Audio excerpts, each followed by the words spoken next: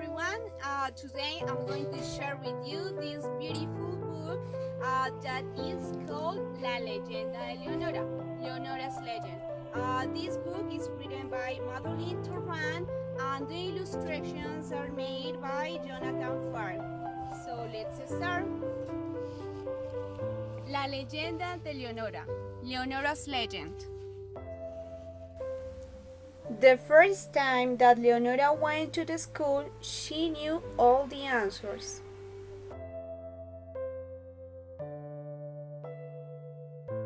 She knew all the colors.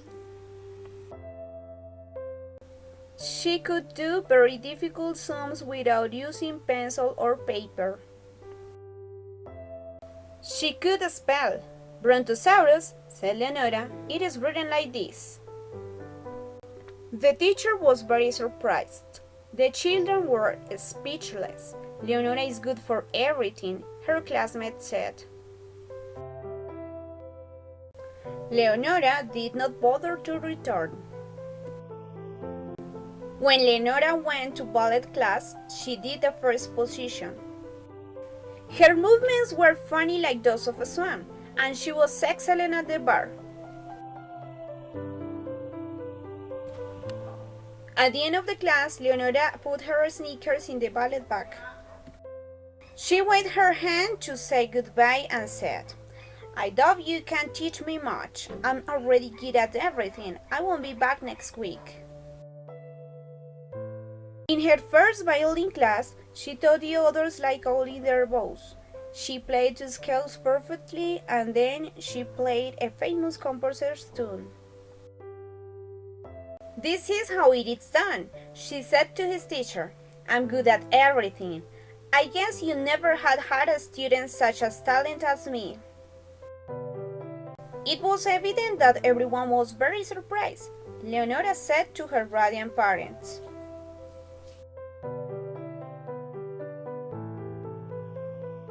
One afternoon, the neighbors from the next door house went out to the garden to build a kiosk. Leonora decided that they needed her help, and she began to supervise them from the top of the fence. When the neighbors made a mistake or they dropped a tool, Leonora said them they were doing wrong. Neighbors were very grateful for her help. They soon finished building the kiosk and they quickly returned to their home.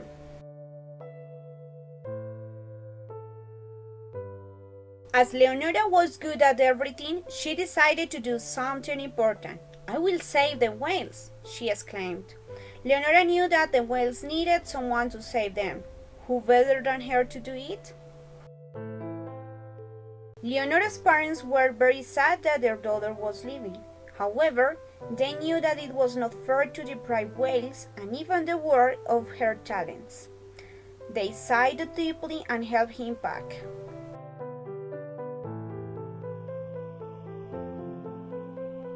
Everyone went to watch her leave. They loaded her luggage and they made sure she didn't lose the boat.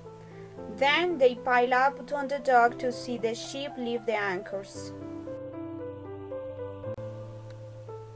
Met with joy, they bowed and waved their arms until the ship was no more than a tiny spot on the skyline. In a short period of time, Leonora had all the crew under control. She taught the navigator how to steer the ship under the guidance of the stars. It's so much better than using all those dumb machines, she explained.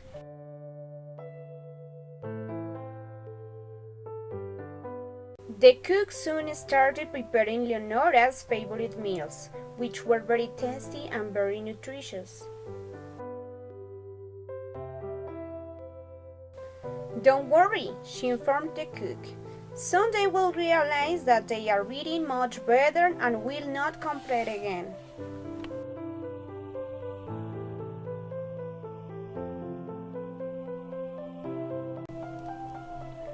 Life on board was surely improving. However, they were having difficulties to find whales. Leonora was anxious to start working on this trouble. She was sure that whales quickly extinguish. Whales can't hide, Leonora insisted. I have to find them fast. I suspect that if they know what suits them, they will remain out of her reach, the captain whispered to the first officer. What Leonora was unaware of was that the crew had caught a pirate who sold his prisoners as slaves. Leonora, who was good at everything, was surely worth a fortune. One dark night, Leonora boarded and guarded the pirate ship.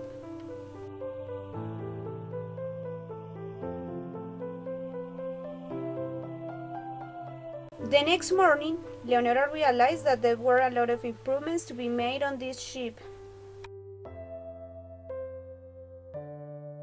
Her captors made the mistake of removing the gag, and she soon made them know everything that had to be corrected. Leonora ordered the pirates to clean the deck, pilot the canoes, and immediately mend their threadbare clothing. The pirate's captain whispered that the other ship's crew should have paid him to get Leonora off their back. One morning, Leonora decided that it was time to escape. She was sure the pirates would miss her, but they were not interested in saving whales. So she took his luggage, she got into the lifeboat and left. The ship began to move away. Leonora was left alone in the great and wide sea. The sun was shining, and just as she started spreading sunscreen, she was surprised by a tremendous stream of water. "Well, finally," said Leonora. "I was beginning to wonder when you would appear. I have come to save you and—" The whale blinked and looked at Leonora. "What makes you think I need to be saved?" Leonora was not listening. "Fortunately for you, I'm good for everything," Leonora assured. "Really?" said the whale. "Well, lucky for both of us. You're really going to save me a great job. I'm very hungry and, well, here you are. How convenient." "Ha ha ha," Leonora giggled nervously. "How funny you are. I know that blue whales do not eat girls but krill." "It's true," the whale agreed. "You really know a lot of things, right? The point is, I'm not a blue whale, nor do I feed on krill. I'm not good at everything, but I think I would like to eat girls, especially if they knew almost everything."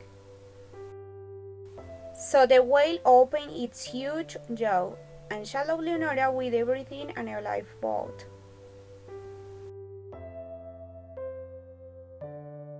Leonora didn't even have time to scream. The sea was silent. But it didn't last long. From the cavernous interior of the whale, a small voice was heard saying, "Do you know what, whale? I think you should care better your teeth." That's the end. So this was Leonora's Legend. I hope that you have enjoyed it a lot, and see you in another opportunity. Bye bye.